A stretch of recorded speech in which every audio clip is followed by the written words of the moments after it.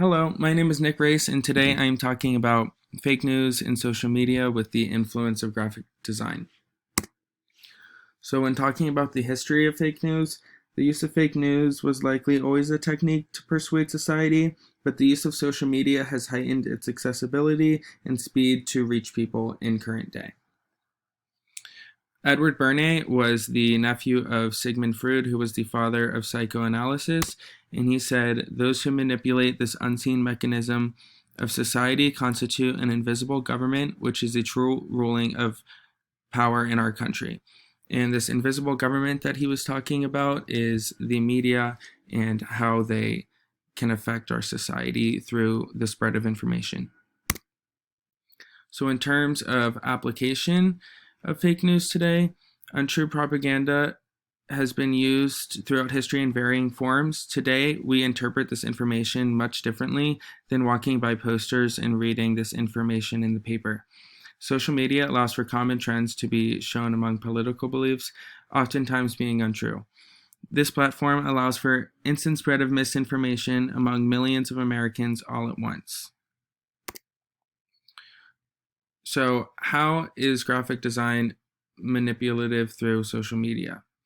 According to Shaping Text by Jan Middendorp, our society has less drawn to reading and more drawn to the most accessible information. The most effective design cuts through the chaos of everyday life and is accessible instantly. This technique is known as hierarchy and is the sole reason why social media is so influential and compelling. As tweets are limited to 280 characters and TikToks to 1 minute, all of the information we need to know is accessible in a very short amount of time. So here's an example of a clipped video, and this is one of the most common forms of fake news shown on social media, as it allows viewers to not see the whole video in context. And this video in particular is the most watched C-SPAN Twitter video with over 4.47 million views in less than 24 hours. Mr. Liu says about Candace Owens, "I'm going to let her own words do the talking," in which he then shows a video of Candace Owens supposedly advocating for Hitler. He says, "When people try to legitimatize Adolf Hitler, does that feed into white nationalist ideology?" Candace Owens confronts Mr. Liu for his use of fake news and perfectly explains how the clipping of videos leads to misinformation. She said, "It is clear that Mr. Liu believes that people are too stupid to go and pursue the whole 2-hour clip. He's trying to present as if I was launching a defense of Hitler in Germany. In fact, the question asked of me was whether or not I believe in nationalism. I do not believe we should be characterizing Hitler as a nationalist. He was a homicidal, psychopathic maniac who killed his own people. A nationalist would not kill their own people." People viewed this video so much because it was short and accessible through hierarchy, but it could not have been further from the truth. Another example of fake news is this commonly clicked headline on Facebook. It is important to note that credible sources have professional design teams, and all caps is poor in design and not professional. So when it says WikiLeaks in all caps confirms Hillary sold weapons to ISIS, then drops another bombshell in all caps, you know that that is not true, because a credible source would not use this type of headline. Other forms of fake news include slanted news, and people are so drawn to this because people like when news or stories confirm their own beliefs or biases, and fake news can prey on these biases. Social media news feeds tend to display news and articles that they think will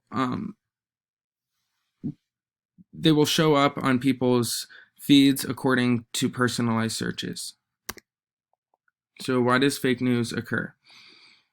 Common hate has become trendy, and we alter our stories to our own personal viewpoints. When we engage in such information, algorithms present similar content on our feeds, allowing for even more polarized views. So this kind of becomes the only thing that we begin to see. So there's actually been some research done on this, and Elizabeth Loftus did a memory study, and basically what it found was when exposed to misinformation, our memory is altered, making it hard to recall the first event at hand. For example, we may watch a speech, and after watching the speech, we turn to second-hand sources such as articles, friends, politicians, and other media. Our initial viewing of the speech is altered as we listen to and see multiple other interpretations of the same speech. With each layer of interpretation, the information is likely to become more biased and misinformed considering the political information. So in 2005, she did a study to investigate how first-hand events could be distorted through various outlets. Her discoveries were known as the misinformation effect and proved that first-hand events could not be recalled when presented a second interpretation. This effect was evaluated in 3 steps. They first were shown the original event, then presented with misinformation, and then were tested on the original event. Her findings matched up with the studies done by Ayers and Reeder in 1998 and Blank and Launay in 2014, showing that they could really only recall the misinformation and not the original event at hand. So why should you care about the spread of fake news? When the public is given instructions from a fake news source, the following information can cause safety hazards. For example, Iranian news sources informed the public to drink a chemical solution to cure the coronavirus. Hundreds died and thousands are ill from doing so, and now the country faces 2 problems, which is the virus and the effects of fake news. According to The Independent, they said, in a desperate search for a cure, families have been turning to fake remedies that spread across social media, including alcohol, which is banned in the Islamic Republic. An estimated death toll at 480 with 2,850 people ill. So what is the counter argument to allow fake news? The sources spreading fake news establish their information as credible and representation of the First Amendment right. By creating fake news, an agenda is created to appeal to certain populations of people. In reality, credible journalists and scholars find this information to be dangerous, unworthy, and unreliable. Also, fake news sources try to appeal to the dynamics of people, often to create stories concerning homophobia, racism, and discrimination. Although this is a First Amendment right, the use of fake news directly violates the code of journalism. So we need to create a call to action. As American society is heavily reliant on social media, trends often emerge when regarding fake news. Instead of believing the most accessible information, there are a few actions that we can take to rise above.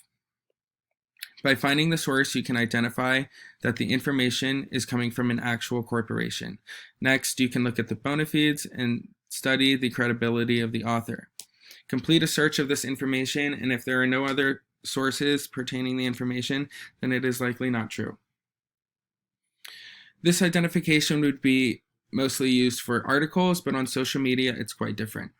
On social media, we usually see forms of information that appear as if they are memes or created on Snapchat or something along those lines. These sources are complete with emojis, bright colors to catch the eye, and can easily be identified on classic meme pages. Posts like these get hundreds of thousands of likes and are simply not true. In addition, one of the biggest threats of fake news is the use of clip videos, which often appear on TikTok and Twitter. Videos are often clipped, so reporters, candidates, and the press are taken out of context. It is also easy to identify these sources, as detailed, important speeches are not usually 1 minute long. To combat this, simply watch the original video in its entirety if you are concerned about the information that is being shown, instead of relying on the misinformation shown throughout social media. If we collectively train our eyes and minds to understand what may be fake news, social media may stop being so polarized. We can work together to expose fake news and find a common ground between our beliefs to start producing positive content on social media.